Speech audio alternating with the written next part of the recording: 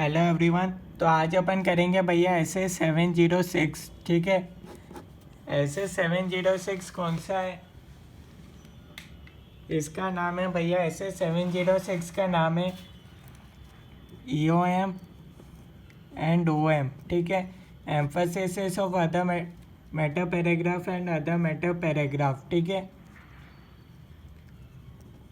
EOM and OM paragraph in independent auditors report. तो आज अपन ये वाला ऐसे कंप्लीट करेंगे SA 706।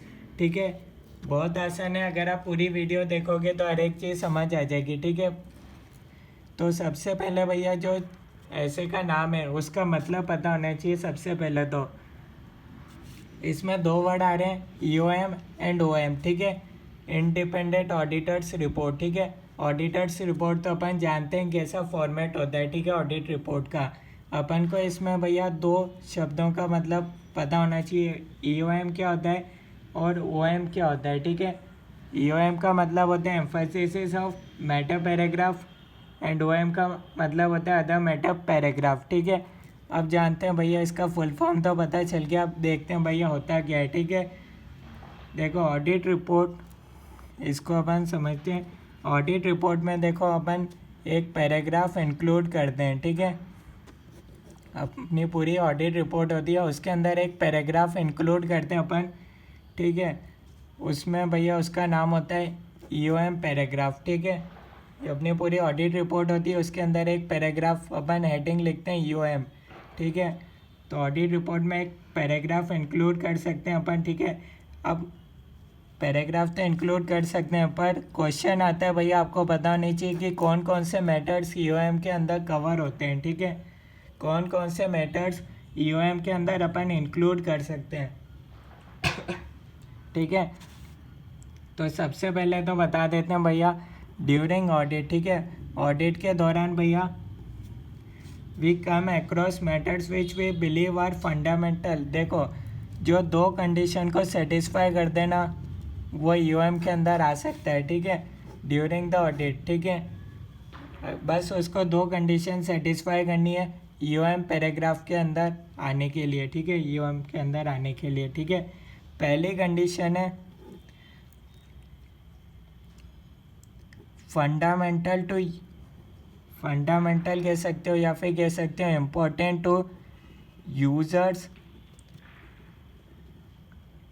Understanding of financial statements. यानी कि भैया इसको अपन बोल सकते हैं फाइनेंशियल स्टेटमेंट्स रिलेटेड ऐसे मैटर जो कि भैया यूजर्स के लिए इम्पोर्टेंट है। ठीक है, यानी कि भैया ये फाइनेंशियल स्टेटमेंट्स रिलेटेड मैटर होना चाहिए, प्लस ये इम्पोर्टेंट मैटर भी होना चाहिए। ठीक है, related to users understanding of financial statements.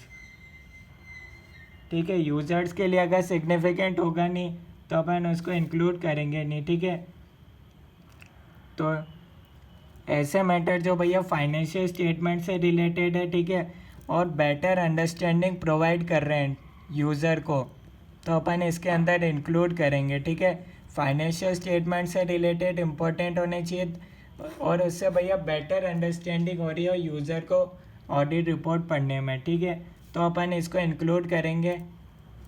एक कंडीशन तो ये हो गई। ठीक है,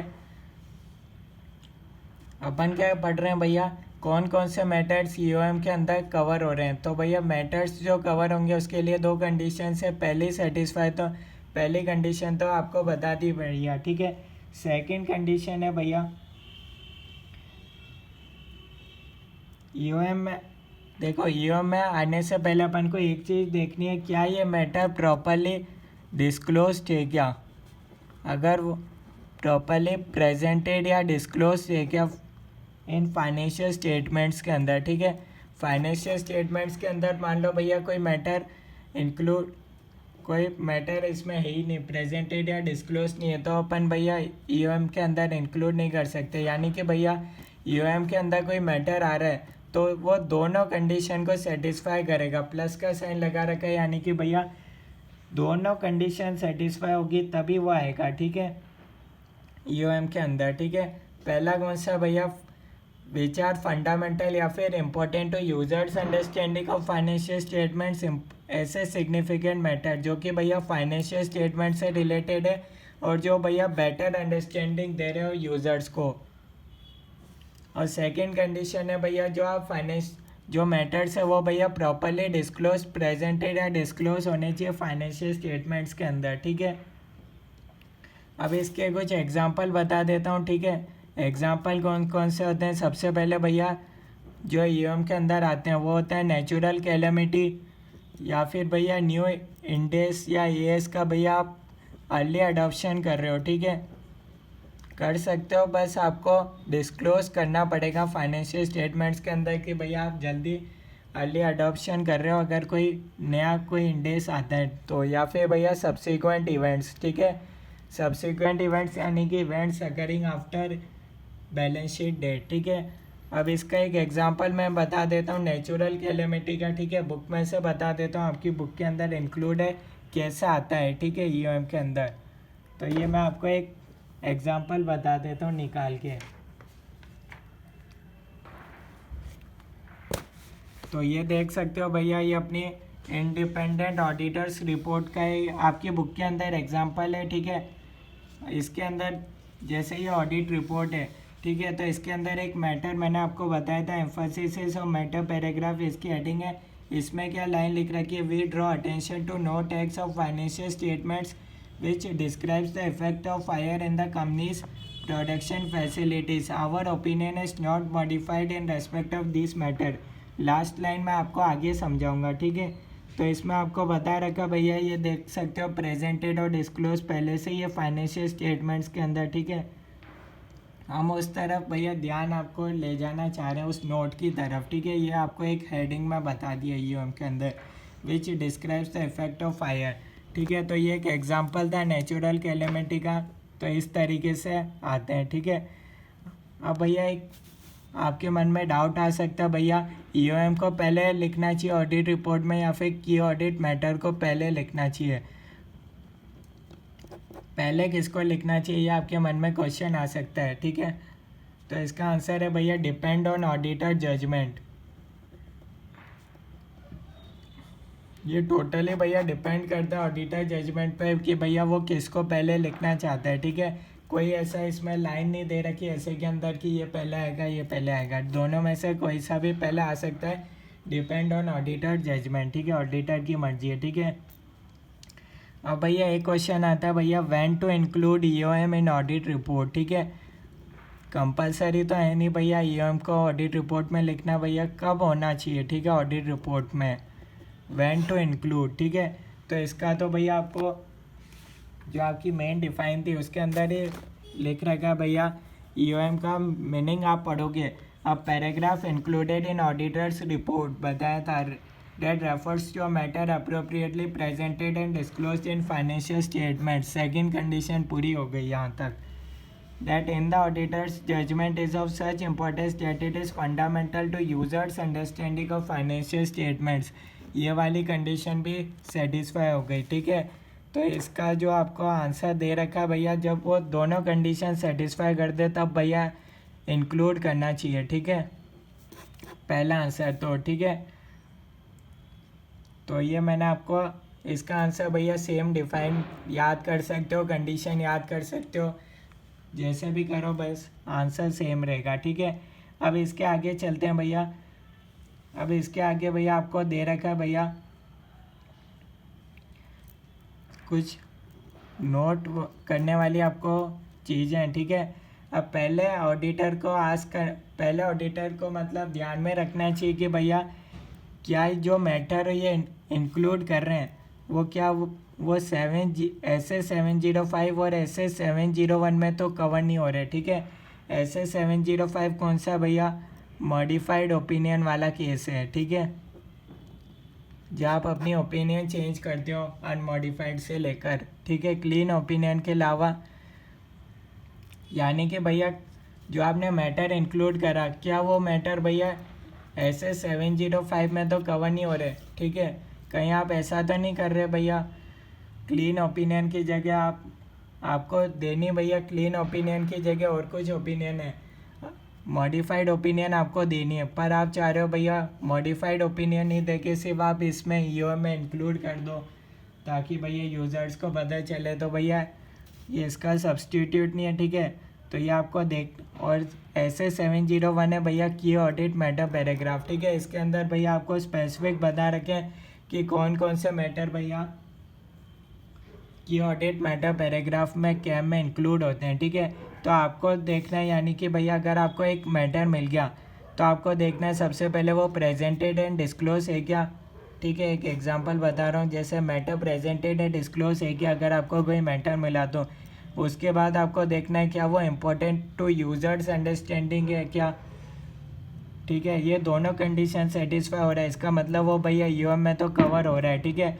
अब आपको देखना है कि क्या वो मैटर की वजह से भैया मॉडिफिकेशन टू ओपिनियन तो नहीं आ रहा, ठीक है। मॉडिफिकेशन नहीं आ रहा, ठीक है। फिर आपको देखना है क्या वो मैटर कैम में कवर हो रहा है क्या, नहीं हो रहा, तो जाके भैया आप उसको यूएम में कवर कर सकते हो, ठीक है। ये बातें आपको ध्यान में रखनी है, ठीक है।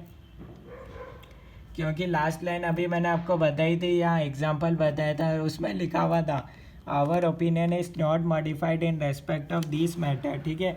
तो भैया उस मैटर में भैया आपकी ओपिनियन चेंज नहीं होनी चाहिए, ठीक है, उसकी वजह से, उस मैटर की वजह से, ठीक है।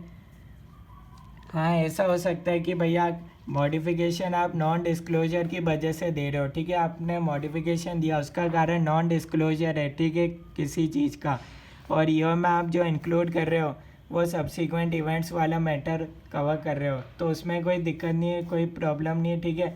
सेम मैटर जनरली जो होते हैं वो भैया एक जगह आने चाहिए, ठीक है। अलग अलग मैटर है तो कोई दिक्कत नहीं है, ठीक है। इसके बाद अपन देखते हैं भैया other matter paragraph. Other matter paragraph अपन देखते हैं, ठीक है। तो यहाँ तक अपना भैया आधा चैप्टर, आधा ऐसे कंप्लीट होता है जिसमें अपन ने जाना ईओएम क्या होता है और भैया क्या क्या उसमें इंक्लूड होता है, ठीक है। अब अपन देखते हैं भैया अदर मैटर पैराग्राफ क्या होता है, ठीक है। इसका मतलब है भैया अदर मैटर पैराग्राफ में बोलूँ तो भैया you include a paragraph in audit report when you believe there is a matter which is important to users. यहाँ तक तो लाइन भैया सेम रहेगी, इसको मैं लिख देता हूँ आपके लिए। You include a paragraph, you include a paragraph in auditor's report when you believe there is matter. यहाँ तक तो भैया सेम था ईओएम वाली लाइन, ठीक है, which is important to users. ये लाइन तो भैया अपन ने ईओएम के लिए भी यही बोली थी, भैया पैराग्राफ इंक्लूड कर रहे हैं ऑडिट रिपोर्ट के अंदर, अपन देख रहे हैं कि वो मैटर इम्पोर्टेंट टू यूज़र्स है, ठीक है। अब दोनों में डिफरेंस पता होना चाहिए, तभी इसका पढ़ने का मज़ा आएगा, ईओएम और ओएम का, ठीक है। इसमें तो अपन ने बोला था कि भैया which is fundamental to users understanding of financial statements, ठीक है। अदर मैटर में मैं बोलूँगा भैया not important to users understanding of financial statements, ठीक है। या मैं बोलूँगा भैया इम्पोर्टेंट टू अंडरस्टैंड, तो भैया not important to users understanding of financial statements. तो अपन क्यों इंक्लूड कर रहे हैं, क्योंकि भैया वो मैटर इम्पोर्टेंट है to understand auditor responsibility, auditor responsibility, audit report, auditor opinion, ठीक है। यानी कि भैया वो फाइनेंशियल स्टेटमेंट्स को, यानी कि भैया इसको मैं यूँ बोल सकता हूँ भैया वो मैटर फाइनेंशियल स्टेटमेंट से रिलेटेड नहीं है ओएम के अंदर, ठीक है। ओएम के अंदर भैया वो इम्पोर्टेंट किस लिए, ताकि भैया वो समझ सके भैया इम्पोर्टेंट टू अंडरस्टैंड ऑडिटर की रेस्पॉन्सिबिलिटी। इसको आप यूँ बोल सकते हो भैया it is a communication between auditor end user, ठीक है। यहाँ भैया फाइनेंशियल स्टेटमेंट से रिलेटेड कोई इन्फॉर्मेशन नहीं होगी, यहाँ इन्फॉर्मेशन होगी भैया it is a communication between auditor end user, ठीक है, इन दोनों के बीच में भैया। ताकि भैया ऑडिटर इसलिए कर रहा है ताकि भैया यूज़र्स, ऑडिटर यूज़र को समझाना चाहता है भैया अपनी auditor opinion, auditor responsibility, auditor report, ठीक है, इनमें से एक चीज़ हो सकती है, ठीक है, एक से ज़्यादा भी हो सकती है, पर यहाँ बोलेंगे भैया फाइनेंशियल स्टेटमेंट से रिलेटेड या मैटर नहीं आएंगे, ठीक है। Communication between auditor end user, ठीक है। तो यानी कि भैया यहाँ ऑडिटर एडिशनल एक्सप्लेनेशन देना चाहता है, ठीक है, यूज़र्स को, ताकि यूज़र्स बेटर वे में समझ सकें ऑडिटर की बात, ठीक है। अब भैया इसके अंदर कौन कौन से मैटर कवर होते हैं, तो एक एग्जांपल इसका भी अपन देख लेते हैं। जैसे ईओ में अपन ने देखा था, मान लो भैया फर्स्ट ईयर एक फर्म है भैया, ये मान लो भैया एक फर्म है, ठीक है। फर्स्ट ईयर में इसका ऑडिटर था ए, ठीक है। और अगले साल जनरली 5 साल बाद तो भैया लिस्टेड कंपनी में ऑडिटर चेंज होता ही है, ठीक है। तो मान लो भैया ऐसे ही अगले साल हो गया भैया ऑडिटर बी, ठीक है। अब देखो जब यूज़र्स पढ़ेंगे ऑडिट रिपोर्ट तो उनको तो यही लगेगा कि भैया लास्ट ईयर भी यही ऑडिटर था। वो इतना ध्यान तो देंगे नहीं कि भैया इस ऑडिटर के 5 साल कंप्लीट हो गए, कोई नया आया होगा, ठीक है। वो जनरली ये अज्यूम करते हुए चलेंगे कि भैया लास्ट ईयर जिसने ऑडिट करी उसने भी करंट ईयर ऑडिट भी उसी ने करी। तो यहाँ पे अब ये मैटर भैया फाइनेंशियल स्टेटमेंट से रिलेटेड नहीं है, ठीक है। तो भैया ये मैटर इसमें कवर हो सकता है कि भैया ऑडिटर बता देगा कि भैया लास्ट ईयर उसने ऑडिट नहीं करी थी, जैसे कि इनिशियल ऑडिट एंगेजमेंट आप पढ़ते हो, ठीक है। इसमें आप डिटेल में पढ़ते हो इसका क्या होगा। तो एक इसका भी मैं आपको एग्जांपल बता देता हूँ, कैसे आपकी बुक के अंदर दे रखा है। तो इसको भी मैं निकाल देता हूँ, बुक के अंदर से देख लेते हैं। ये रहा, ये आप एग्जांपल दे सकते हो, ठीक है, देख लो। अदर मैटर के अंदर क्या लिखा हुआ है भैया, corresponding of a group for the year 31st March 2017 have been audited by another auditor, ठीक है, who expressed an unmodified opinion on the consolidated index for the year ended. Our opinion on the consolidated index statements is not modified in respect of above matter, ठीक है। तो ये कि आप example देख सकते हो, ठीक है। इसमें यही बात लिख रखी है जो मैंने आपको बताई थी, ठीक है। लास्ट ईयर ऑडिट किसी और ने करा था और भैया उस our opinion is not modified, यानी कि भैया उसकी भी ओपिनियन में कोई चेंज नहीं है, ठीक है। अब आगे अपन देख सकते हैं, ठीक है। अब इसके अंदर अपन आगे चलते हैं अदर मैटर पैराग्राफ में, ठीक है। एक मैं आपको एक क्वेश्चन बता देता हूँ, ठीक है। मान लो एक भैया कंपनी है, ठीक है, इसकी भैया 6 सब्सिडरी कंपनी भी है, ठीक है, 6 सब्सिडरी कंपनी है, ठीक है। अब ऐसे 600 में आप पढ़ोगे भैया using the work of branch auditor, ठीक है। एक आप ऐसे इस बारे में भी पढ़ोगे कि भैया using the work of branch auditor, ठीक है, इंटरनल ऑडिटर, मैनेजमेंट एक्सपर्ट, ठीक है। मान लो भैया यहाँ ब्रांच ऑडिटर ने ये ऑडिट, देखो कंपनी तो बहुत बड़ी है, ठीक है। जो मेन ऑडिटर है, ठीक है, उसने टोटल भैया टोटल उसमें 6 सब्सिडी इस कंपनी के अंदर भैया 6 सब्सिडरी थी और इसको भैया ब्रांच ऑडिटर ने वेरीफाई कर ली थी। तो मेन जो ऑडिटर है वो पूरी कंपनी का कर रहा है, तो वो भैया इसके वर्क पर रिलाई कर रहा है, ठीक है। अब मान लो भैया कल को इस कंपनी के अंदर कोई फ्रॉड निकलता है, ठीक है, तो भैया किसकी रेस्पॉन्सिबिलिटी होगी, ठीक है। इस सब्सिडरी के अंदर फ्रॉड निकलता है, ठीक है। तो सबसे पहले मैं आपसे पूछ रहा हूँ भैया इसके अंदर रेस्पॉन्सिबल कौन होगा कल को अगर इस कंपनी के अंदर फ्रॉड निकला, तो क्या मेन ऑडिटर होगा या ब्रांच ऑडिटर होगा या बोथ। जनरली इसका आंसर होगा बोथ, दोनों की गलती होगी अगर इसके अंदर इन सब्सिडरी के अंदर कोई फ्रॉड निकला तो, ठीक है। पर इस केस में भैया मेन ऑडिटर ये कह के बच सकते हैं कि भैया जो टोटल उसने ऑडिट करा मेन कंपनी का, वो इसके लिए भैया मिस्ड, जो भैया ऑडिटर सेट करता है ना, तो भैया उसमें है ही नहीं, ठीक है। यानी कि भैया वो एक्सपेक्टेड एरर से कम है, ठीक है। मटेरियल मिस स्टेटमेंट नहीं है, ठीक है। मिस स्टेटमेंट है तो पर उसके लिए मटेरियल नहीं है, ठीक है। मटेरियलिटी लेवल पर बच सकता है, ठीक है, मेन ऑडिटर अगर। वैसे तो दोनों की रेस्पॉन्सिबिलिटी होगी, ठीक है, पर वो बता सकता है कि भैया 6 सब्सिडरी का अमाउंट इतना मिलकर है ही नहीं कि भैया वो उसके लिए वो मटेरियल हो, ठीक है। जो मेन ऑडिटर ये कह के बच सकता है, ठीक है। तो ये भैया था, ठीक है। अब अपन इसकी डिफाइन भी पढ़ सकते हैं अदर मैटर पैराग्राफ की, ठीक है। तो अपन देख लेते हैं भैया इसकी क्या है डिफाइन, ठीक है।